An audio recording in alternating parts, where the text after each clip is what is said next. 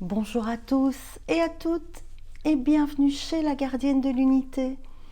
J'espère que vous allez bien malgré toutes ces énergies qui sont très fortes en cet instant. Aujourd'hui, je vais continuer à partager avec vous le manuscrit Un baiser sur l'âme. Pour tous ceux qui arriveraient maintenant et qui découvriraient cette vidéo sans savoir de quoi je parle, je les invite à aller voir 4 vidéos en arrière. Une vidéo, la première qui s'appelle L'appel, la deuxième Prémisse, la troisième Révélation et la quatrième L'alchimie de l'âme, pour avoir la totalité de ce que je transmets et que je continue à transmettre aujourd'hui, qui est un manuscrit que j'ai reçu par canalisation après la mort de ma maman, il y a 24 ans, et qui est totalement d'actualité. Comme d'habitude, posez-vous, ne prenez que ce qui résonne, je ne détiens aucune vérité.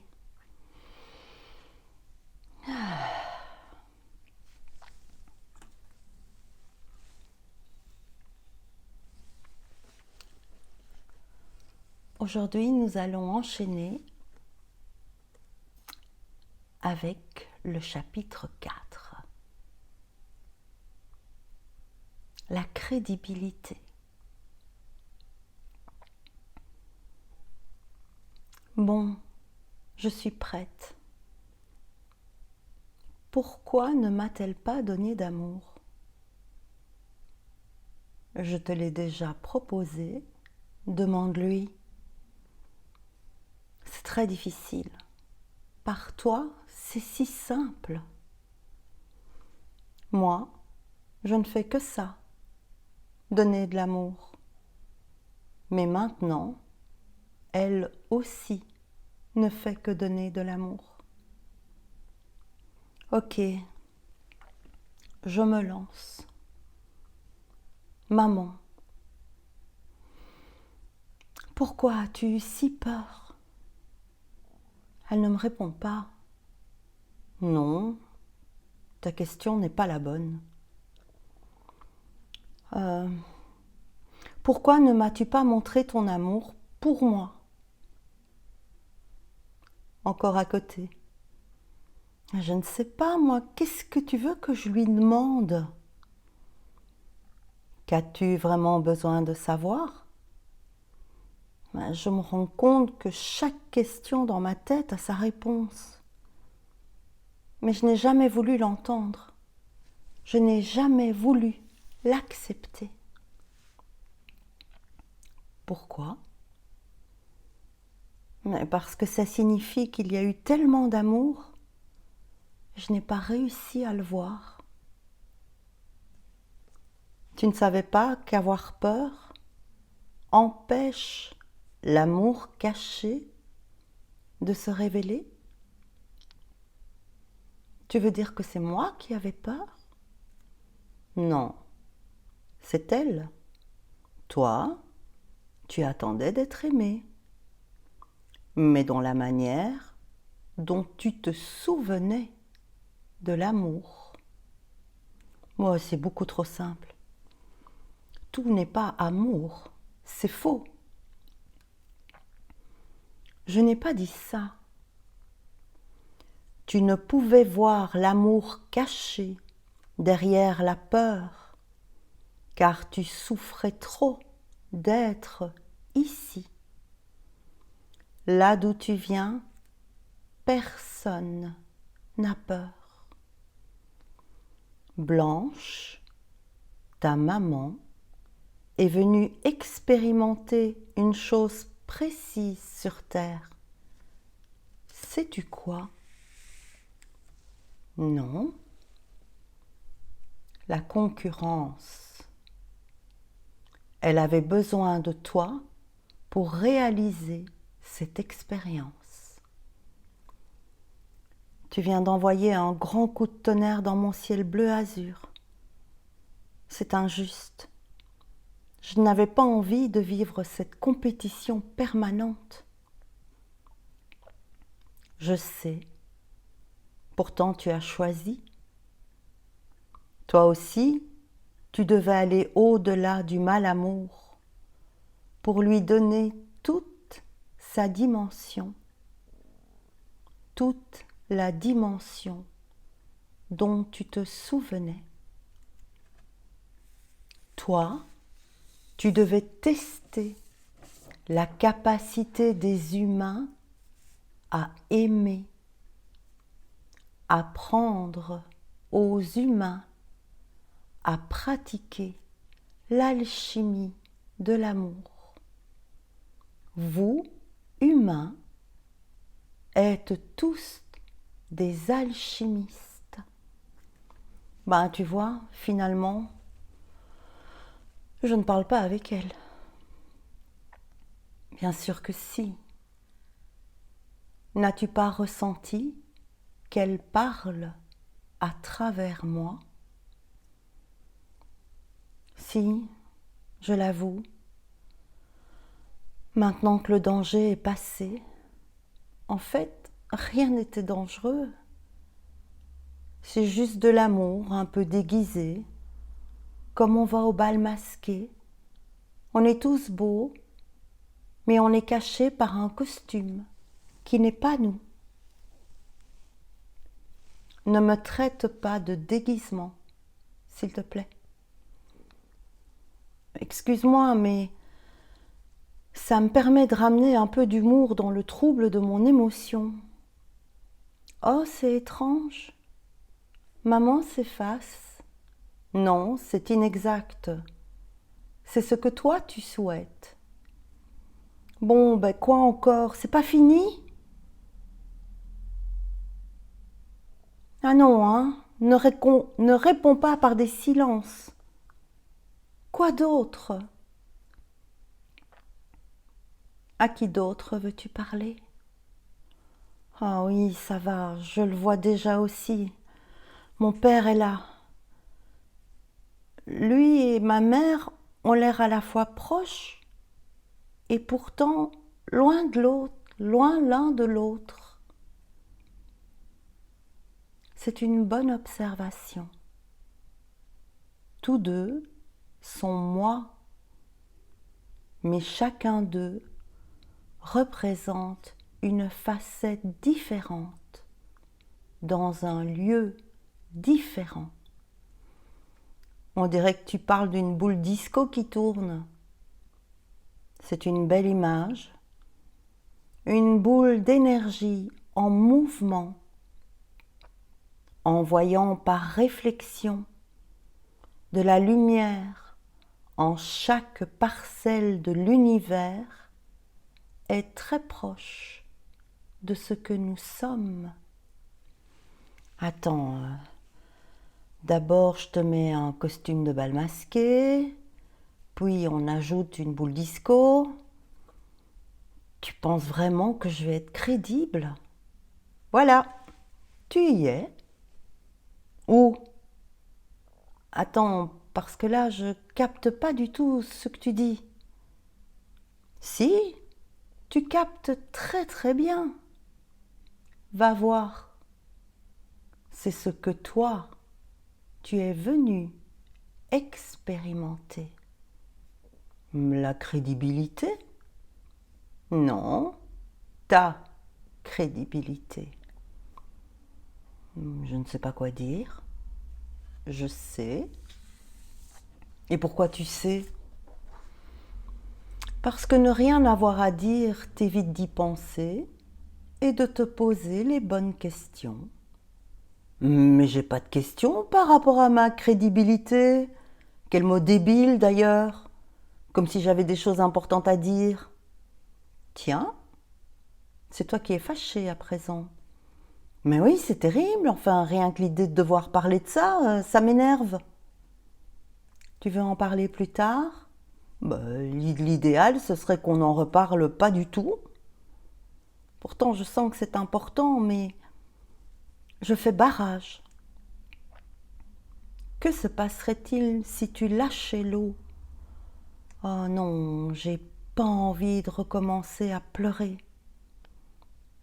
Lâche la pression émotionnelle. Expire. Souffle.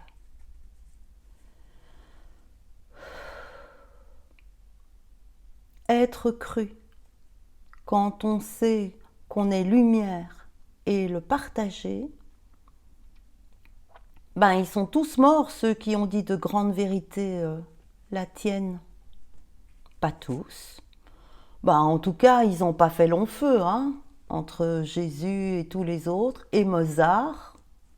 Ah, tu as reçu. Quand tu m'empêches de dormir, c'est clair que je reçois. C'est nécessaire que tu accèdes à ces informations pour continuer. Tu sais, il n'y a rien de nouveau. N'importe qui sait que Mozart était inspiré. Il transcrivait musicalement la vibration de vos notes d'amour non échangées, transmutant la peur, comme s'il faisait monter le taux vibratoire du collectif. C'est super, tu reçois la réponse sans poser la question. Mais pourquoi a-t-il été si misérable alors? Il refusait d'admettre. Mais d'admettre quoi? Qu'il était sujet du un, scribe de Dieu. C'est drôle, tu compares les notes de musique à des hiéroglyphes. Un jour, quelqu'un osera jouer la vibration des hiéroglyphes. Mais vous n'avez pas encore la technologie nécessaire à ce jeu fréquentiel. C'est électronique? Non, quantique.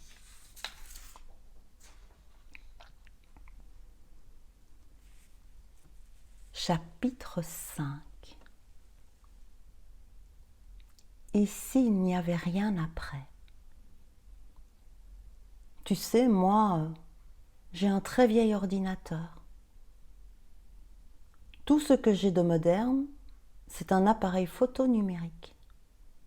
Oui, la photo. Ah non, on va parler de la photo? Ben, je croyais que ça ne comptait pas.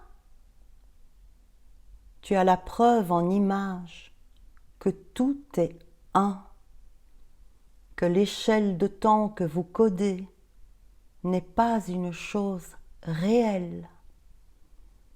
Mais comment veux-tu que je parle de cette photo sans travailler sur un ordinateur? Tu ne dois pas la révéler ici. Utilise-la comme un relais. Mais un relais à quoi? Un relais à moi. Souviens-toi du choc que cela t'a fait de recevoir ce Polaroid après la mort de Blanche. C'était merveilleux. Il ne pouvait plus y avoir aucun doute pour moi. Crois-tu que ce soit à cause de la photo? Non, c'est ce qu'il y a sur la photo. Il y a surtout autre chose. Oui. Le soir après son opération, je savais que rien n'allait bien se passer. Suite à un appel en pleine nuit de l'hôpital, disant qu'il était urgent que je vienne au plus vite si je désirais encore la voir en vie, j'ai complètement paniqué. Je suis arrivée aux soins intensifs. J'étais dans un état incroyable. C'était terrible. Je suis arrivée affolée à l'hôpital. Escortée par une infirmière, dans le dédale des couloirs, j'attends, debout, devant une porte métallique. Vitrée sur le tiers supérieur, elle affiche le chiffre 5. Le 5, le défi à relever. Très vite, la porte s'ouvre en grand et une infirmière, surgissant de la pièce, passe presque aussi paniquée que moi devant moi. Je jette un œil à l'intérieur. Oh, mon Dieu, vision d'horreur. Maman est là, gisante, racrapotée, cartonneuse. Elle ressemble à une momie égyptienne, couleur parchemin. Son masque n'évoque que souffrance et douleur. Plus de joues, juste la peau sur un squelette. Je suis face à une momie vivante et rien en elle ne me rappelle ma mère, sauf peut-être la souffrance présente en elle et autour d'elle. Plein de docteurs, assistants, infirmières s'affairent tels des fourmis après une attaque de la fourmilière. C'est si fort. La pièce entière baigne dans la noirceur de sa blessure. Tu sais, la souffrance, tu as une idée de ce que c'est. Tu la vois tous les jours, sur un écran, au journal, dans la rue, à l'étranger. Mais elle bouge. Cette souffrance-là était immuable, fixée, figée, comme à jamais en elle, sur elle, autour d'elle, en moi, autour de moi. Je désire rester près d'elle pour l'accompagner, mais même pas 30 secondes après mon entrée dans les lieux, les médecins m'ordonnent de partir. Je n'ai même pas le temps de l'embrasser. Je dois les laisser agir. Le cœur déchiré, obéissante, je sors. Tout vacille, carrousel du cauchemar. Je m'écroule, glissant adossé au mur du couloir pour ne pas tomber. Je m'effondre, vide de vie, par terre, la tête entre les genoux. Et qu'as-tu pensé sans le dire à personne? J'ai pensé, et s'il n'y avait rien après?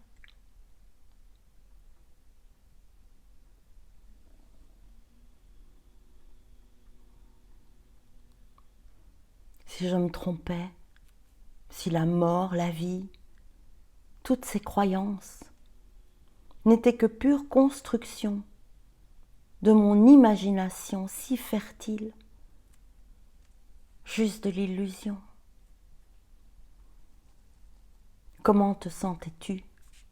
Je n'étais plus rien, je ne vivais plus, je fonctionnais vide, j'étais un robot. J'étais si persuadée de constater combien je m'étais trompée. Et s'il n'y avait rien après?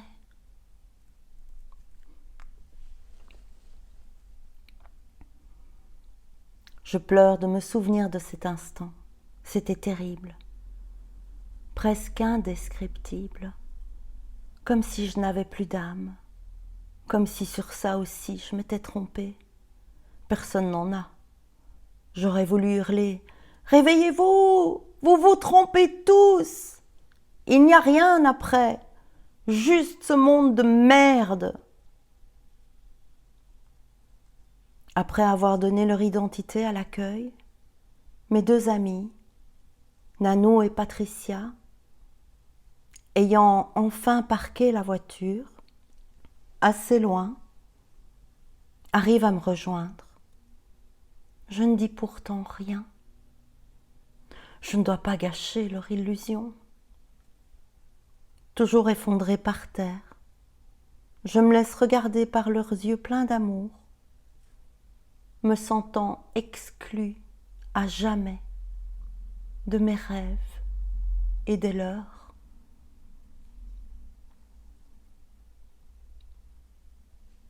Tu veux continuer à pleurer?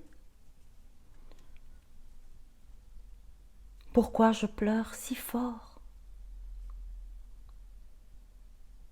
Parce que, en te souvenant de cet instant de doute, tu ressens encore tout ce que les êtres coupés de Dieu traversent. Mais toi, c'est en conscience. Mon Dieu, s'ils pouvaient tous savoir, ça viendra. Pourquoi est-ce si intense? Je ne peux plus m'arrêter de pleurer.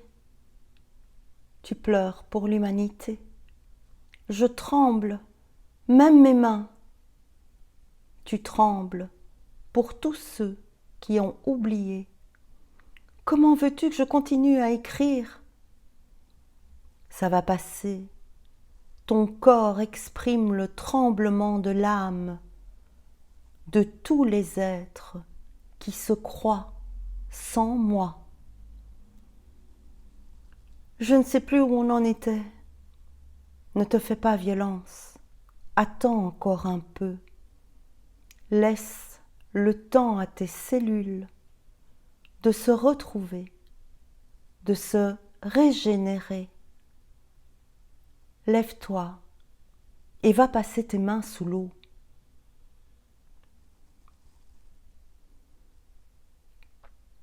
Ça va? Je suis contente de voir que tu t'en soucies. Tu vas t'habituer. Mais je ne sais pas si j'ai envie de m'habituer à ressentir des choses aussi fortes, aussi bouleversantes, tout ça pour l'humanité. En t'habituant, tu pourras ressentir, sans vivre par ton corps, ce que tu sens. Vivement que je m'habitue alors, purée. Continue. Elles m'ont relevée et nous avons quitté l'hôpital. Nous sommes rentrés toutes les trois chez moi, je ne sais plus comment. En taxi, je suppose, comme pour l'aller. Mais quelque chose était brisé en moi. Quoi? Tu sais, avant de recevoir l'appel des soins intensifs en pleine nuit, Nanou, Patricia et moi étions autour de la table, travaillant pour soutenir énergétiquement maman avec un soin. C'était incroyable. Je pouvais sentir à distance les moments où elle était hors de son corps et les moments où elle décidait de revenir vers moi dans sa souffrance. De quel moment te souviens-tu le plus? Tu le sais. Oui, moi je le sais, mais eux, non. Je la sentais partir, revenir, partir encore. Je lui disais, vas-y, tout ira bien pour moi. Tu peux t'en aller, maman. Mais elle ne partait pas. À un certain moment, je me suis approchée d'une sorte de porte énergétique en l'accompagnant vers son départ. Je sais aujourd'hui qu'elle voulait me montrer ce qu'il y avait de l'autre côté pour me rassurer, non pas sur mon sort, mais sur le sien. La limite, cette porte non matérielle, me semblait pourtant nette et très définie. L'espace s'est ouvert de quelques microns. La puissance de la lumière qu'il y avait là derrière est non quantifiable. Je ne peux la décrire avec des mots. Instantanément, une interdiction formelle m'en a bloqué l'accès. avec un corps physique. On ne peut pas franchir cette frontière. Je sentais que je serais désintégrée dans la seconde. C'est si énorme, gigantesque. Je ne sais pas, moi. Tu devrais inventer un qualificatif pour décrire ça, toi qui as créé le verbe. Il en existe un. Lequel? Paradisiaque? C'est pas du tout ce que j'ai senti. Non. Quoi alors? Lumineux? Non. Puissant? Non. Mais quoi alors? Source? Divin? Tu sais, quand la plupart des gens emploient ces termes, je doute qu'ils perçoivent ce que cela représente. On s'en fait une vague idée mentale, variable, selon les circonstances. Comme toi, tu te la faisais? Oui, avant de voir.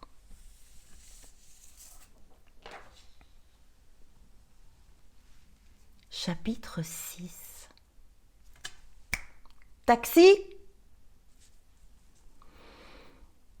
Après toutes ces expériences durant le soin, nos visions, nos sensations communes, car ce que je te raconte, nous l'avons vécu toutes les trois, mais chacune en partie. C'est parce que nous étions trois que la totalité de l'image, du message énergétique, nous parvenait. Chacune en recevait des bribes et ensemble, il y avait le tout, la Trinité. Pendant ce traitement à distance, j'étais bien sereine. Puis le téléphone a sonné, nous ramenant à la réalité. C'est l'hôpital. Allô, oui, bla, bla, bla, bla. Résumé. Grouillez-vous parce que vous arriverez peut-être trop tard. Je panique. Mon cœur est fou. Nanou prend le téléphone et compose le numéro d'une société de taxi. Aucune d'entre nous n'était en état de conduire. Pendant ce temps, Patricia attrape les vestes. Nanou, toujours en ligne, termine de donner l'adresse et raccroche. Au même instant, on sonne à la porte. C'est déjà le taxi? Non, c'est moi.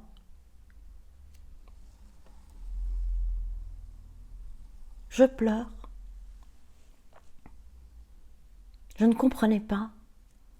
Nous nous sommes regardés, éberlués. Comment était-ce possible? Comment ce taxi a-t-il pu être là si vite? Nanou devait encore être occupée à donner l'adresse à la réceptionniste, alors que le chauffeur se dirigeait déjà vers la sonnette de la maison. Il n'y a eu aucun laps de temps entre le cornet qui se repose sur le combiné et le tintement de la sonnette d'entrée. Dans le taxi, assise à droite, sur la banquette arrière, je pleure. L'hôpital est loin, si loin. Nous n'arriverons jamais à temps. Le chauffeur de taxi demande « Qu'est-ce qui se passe ?» Je lui réponds « Ma maman est en train de mourir. » Puis, sans rien comprendre, nous sommes presque arrivés 1 seconde après être partis. Pas un feu, pas de voiture, pas de tram, pas de circulation, rien. On volait. Oui. Je suis assez content de moi sur ce coup-là. Belle synchronisation collective. Encore aujourd'hui, je ne sais pas comment ça a pu être possible. Heureusement que je n'étais pas seule à le vivre, car je pense que je ne me serais pas cru. Nous y voilà.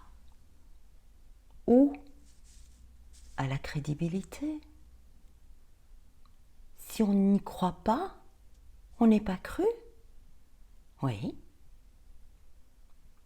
Ça n'a rien à voir avec la vérité des choses alors? Non, mais c'est abominable. Pourquoi? Si c'est mal utilisé, c'est destructeur. C'est ça. Les faux gourous et autres guignols spirituels. Mais pourtant ils croient en toi. Comment peuvent-ils dévier tout ton amour à ce point? Tous ne croient pas en moi. Pour les autres, tu te souviens de l'alchimie? Oui. Si tu te connectes à moi, mais que c'est ton ego qui fait l'alchimie de ce que tu reçois, l'échange possible n'est plus l'amour, mais le pouvoir. Tu sais, c'est pas évident de recevoir tout ça et de garder la tête froide. S'il le faut, mets-la au frigo. Ici, tu n'as pas à t'en servir. Merci pour le rappel. Donc, croire en tout acte possible et vrai, croire rend réel l'improbable. On parle bien de croire en toi. Croire en moi, c'est croire en toi. Les deux sont indissociables. Voilà pourquoi plein de croyants souffrent. Oui, croire en moi ne suffit pas. N'oublie pas, vous êtes tous des parcelles du divin. Attends, si je ne crois pas en l'autre, comme il est aussi parcelle du divin, je souffre aussi. Tu commences à t'habituer. C'est beau à voir d'ici. Ouais, un compliment de Dieu. Non, enfin un compliment de Dieu que tu entends et que tu acceptes. Est-ce que c'est parce que je me sens digne de toi? C'est moi qui me sens digne de toi. Tu es moi, je suis toi, il est moi. Il est moi? Oui. Rentre dans la dimension de la grâce. Il est moi? C'est beau. Je me sens pousser des ailes. Si je dois croire en l'autre pour être crédible, alors chaque parcelle du divin nourrit la vérité. Oui, la vérité du cœur nourrit l'amour de soi, de l'autre, du collectif, du un. En fait, il est préférable de dire chaque parcelle du divin est vérité et vous êtes ces parcelles divines. Je me sens grande. Tu l'es. Vous l'êtes tous.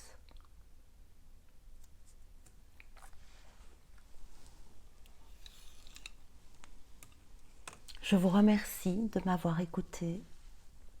Je vous remercie pour tous vos commentaires merveilleux. Je vous remercie pour tout, pour cette transmission rendue possible. Mettez un pouce, super important, que des personnes ayant besoin de recevoir ce message puissent le recevoir par l'algorithme de YouTube. Plus il y a de pouces, plus ça circule. Plus c'est possible de rendre réel l'improbable grâce à vous. À très bientôt. Vous trouverez sous la vidéo tout ce dont vous avez besoin pour me contacter si vous le désirez. Je vous embrasse. je vous aime. Je vous dis à très bientôt pour une autre vidéo ou d'autres chapitres. Portez-vous bien. Au revoir.